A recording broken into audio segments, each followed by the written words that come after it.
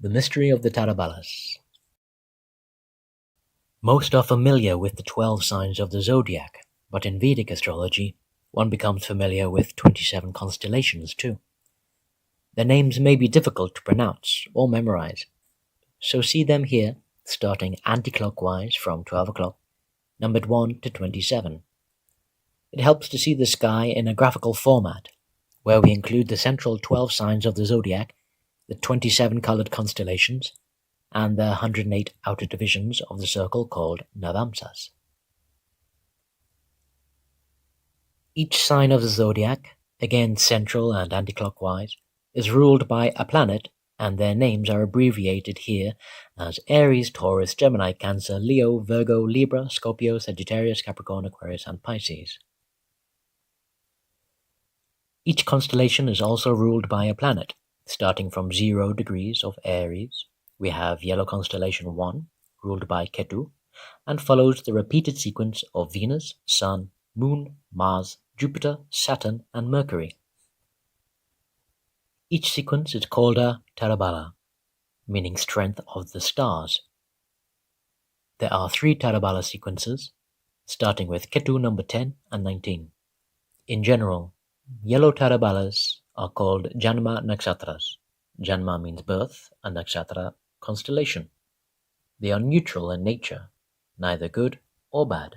Green Tarabalas 2, 4, 6, 8, and 9 are positive in nature.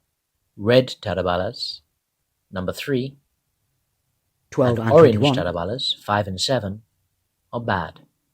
Tarabalas in red are the worst, and so is their ruler and planets in them. Finally, in the outer circle, we have the 108 navamsas. Each navamsa is ruled by a sign, and hence by a planet. The horoscopes show the planets in signs and houses, and according to their combinations, they indicate the trends to expect in a lifetime and beyond.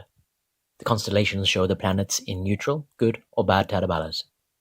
The navamsa chart shows the position of the navamsas. In the Vedas, time is described, and in particular, from the Srimad Bhagavatam, we find the word chakri, which Prabhupada translated as in the wheel of time, meaning the repetition of birth and death. And in his purport, all of human society must take advantage of this offer, and thus be saved by Krishna from the danger of being crushed by the wheel of time, the wheel of the past, present, and future. Time, as we know, is the glance of Krishna, and appears to us as past purva, present, current life, and future.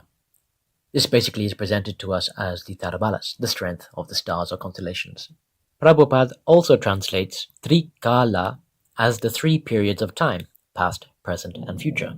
In the West, one is familiar with the question of which is your sun sign. However, in India, one is familiar with the question which are your Janma Rasi, meaning the moon sign of birth, and your Janma Nakshatra, the constellation of birth. In the West, by knowing the sun sign, one sees a certain character, and in India, by knowing the moon sign and the constellation at birth, one sees the character and the constellation ruling the first planetary period of life. This graphic shows the 3 sets of constellations, and their 9 Tarabalas each, representing the past, the present, and the future. Grasping the importance of the nature of time, as seen in the constellations, we now see the 3 sets of constellations showing time. Now see a practical sample of how the constellation works. In red, suppose that you have a natal Saturn in the 3rd constellation in your past set of Tarabalas. In blue, and suppose that your natal Jupiter is in the 4th constellation in the future set of Tarabalas. In green, in your current lifetime, the influence of Saturn from your past will appear more prominent during the 3rd main planetary period. The influence of Jupiter, then, from the future, will be seen more prominent in your 4th main planetary period. From a linear concept of the Tarabalas, we see them now in a triangular format. Notice here that the natal planets are shown in black, and Saturn and Jupiter are seen in red and blue, in the current set of Tarabalas. This means that during the present, the natal moon is going to cast an influence in the 1st planetary period, and Saturn and Jupiter are going to cast their influence from the past and the future, mainly during the 3rd and 4th main planetary periods, respectively. In red, the idea to understand here is that all the natal planets in the previous set of Tarabalas to your current set have an influence on you from the past. in green. All the natal planets in your current set of 9 Tarabalas are going to influence in your present lifetime for either good or bad. And in blue, all the natal planets in the following set of Tarabalas give you an influence from the future. This idea can be seen in the horoscope of Lord Krishna that appeared in 3227 BC. Somehow Lord Krishna received an influence from his previous appearance as Lord Rama some millions of years ago, and from his future appearance as Lord Chaitanya in 1485, as Lord Rama is his past, as Krishna was his present, and as Lord Chaitanya was his future. And then we see the same concept in a circular format. Those familiar with Vedic astrology know that their first main planetary period is Tarabala 1, as shown in green for the current set of Tarabalas, here ruled by Leo. That Tarabala 1 represents the Janma Nakshatra, the birth constellation. Tarabala 2 shows the second main planetary period and is seen here also in Leo, and so on. In the wheel on the right, in the current 9 Tarabalas in green, only the natal moon is shown, but whenever there is a natal planet in the current Tarabalas, its influence or indication seen in the horoscope appears more prominent during the main planetary period in which the planet is situated. For example, because the natal moon is always in the first constellation, the moon always has an influence during the first main planetary period. Then we see in the current Tarabala 3 that Saturn in red is casting its presence from the past by being in Tarabala 3 in the previous set of Tarabalas, and in blue, in the current Tarabala 4, Jupiter casts its presence by being in Tarabala 4 in the set of Tarabalas that represent the future. In green, in other words, in this example, during the first planetary period, the moon casts an influence on the person by being in Tarabala 1 of the current set of Tarabalas. Red, Saturn casts an influence from the past during the third planetary period by being in Tarabala 3 in the previous set of Tarabalas. And blue, during the fourth main planetary period, Jupiter is going to cast an influence by being in the Tarabala 4 of the set of Tarabalas representing the future.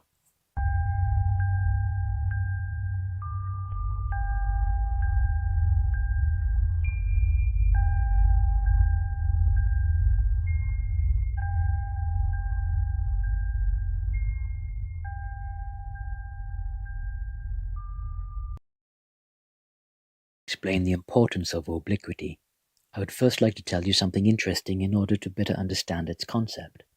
Although Milankovitch left a very important clue related to obliquity, not much is known about it because the interest in obliquity is relatively new, about 100 years in general and a spike in 2004, primarily aggregated from just these countries, concerning these topics.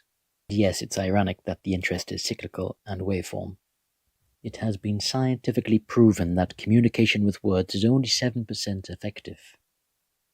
And moreover, one does not learn if something is not familiar, and that is why in school we first learn the alphabet. Ancient cultures knew about obliquity, its movement, and function. But because in school we are led to believe that obliquity is fixed, we cannot understand the concept that it moves.